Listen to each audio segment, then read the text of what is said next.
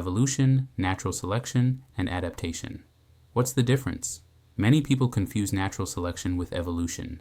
Evolutionists and creationists both agree natural selection is true, but you can't conclude that evolution is true because of that, and here is the difference. Natural selection is a concept that was first presented when Darwin went to the Galapagos Island. He was an excellent scientist and an observationalist. He was particularly interested in birds and in finches, and he noticed that the finches on the Galapagos Islands had a variety of shapes of their beaks, but after a drought, most of the birds that survived the drought had long beaks. Before the drought, there were many shapes of beaks, but after the drought, there were mainly long beaks because the birds with long beaks were better able to get the seeds and survive when there was scarcity of food. So there was a variety of characteristics and an environmental pressure that was scarcity of food. And then some of the birds were favored by natural selection because they had a survival advantage. But here's the key point. Those birds already had long beaks before the drought. They didn't evolve into something new because of that, so it just changed who survived. Nothing evolved into something new. The other classic example of natural selection is the moths in New England. During the Industrial Revolution, there was so much soot and smoke in the environment that it literally changed the colors of the trees and the bark on the trees. So before the Industrial Revolution, most of the trees in that area had light color of the bark. When there was a moth on it, it was difficult for the predators to see them, and they were camouflaged. But once the bark changed the color because of the smoke, then the moths that had dark wings were more difficult to see, and they had a survival advantage over other colors of moths because predators could not see them well. But during all of this, there were moths that had both light and dark wings, so nothing evolved into something else. It's just the environmental pressure. In this case, it's not scarcity of food, but predation. There is a variety of characteristics along with an environmental pressure, and then some of the organisms or life forms have a survival advantage, and then that creates natural selection. So that is true, and it is observed. Lastly,